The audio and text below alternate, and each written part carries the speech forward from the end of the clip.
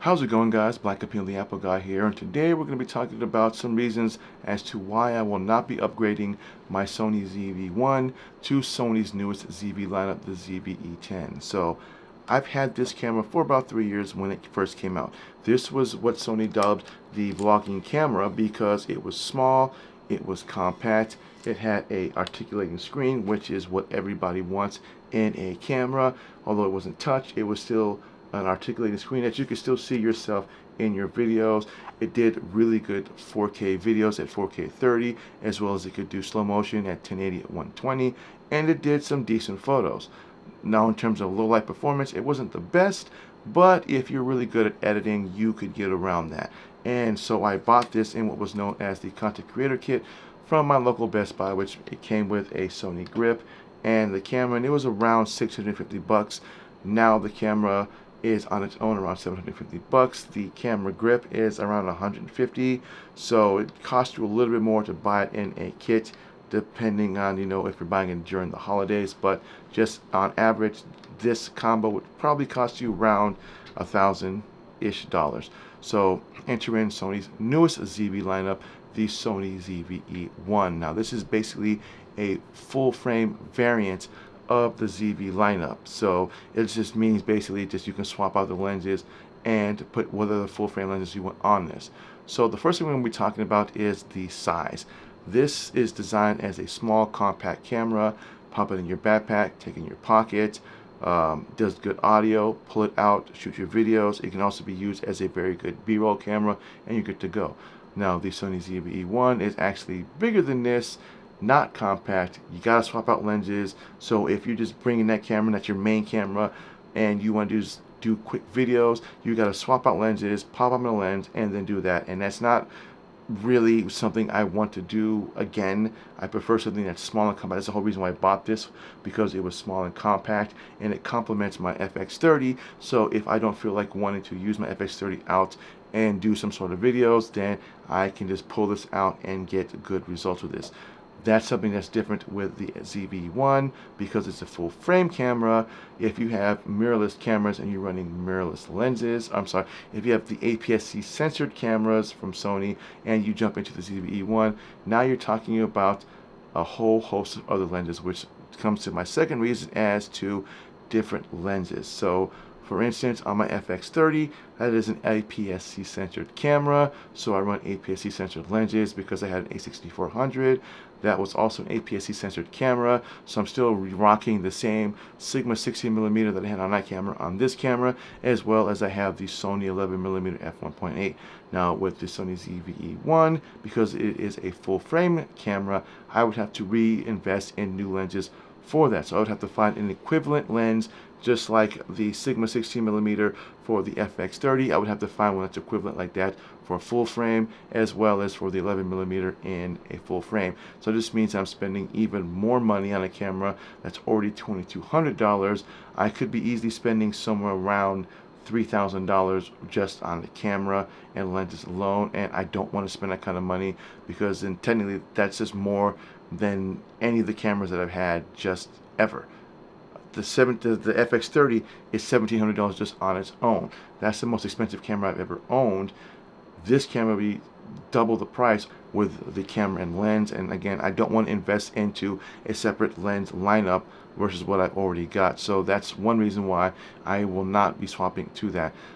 It's just I don't really want to deal with that. And there's the overheating issues. There's a lot of videos out there that are talking about how the Sony ZV-E1 does have overheating issues, and that's, although I don't think I would have a problem with me living in Alaska, but if I was to go on vacation somewhere, say California, Texas, Florida, someplace where it gets in the summertime over 100 some odd degrees, and I'm out and I'm just shooting videos, even if it's like for an hour or so, I do not want my camera shutting down on me because it is too hot. There's no internal fan to keep it cool. I don't want that happening. Now I know that there are videos out there that kind of show hacks around this, but I don't want to be doing hacks around a camera that I don't want overheating, and then me having the camera on another camera and then using that till that camera tends to, get cooler and doing that. It's one thing if I'm shooting something with my FX30 and the battery dies and I don't have any of the batteries charged up. I gotta wait for the charge up. Well, I can simply just pull up my ZV-1 and do that and not have to worry about swapping out lenses and doing that. That's one thing, but to have complete camera just die on me because it's overheated, it's something I just don't really feel like wanting to do, and that's just one of the things why I will not buy the Sony ZV-1. Again, these are just my own reasons as to why I will not buy it.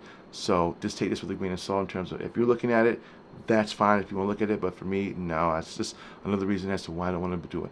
And then you're looking again at the price. It's $2,200 over the A7C, which is almost the same type of a camera. They're both hybrid cameras. They both do good video and they both do good photos.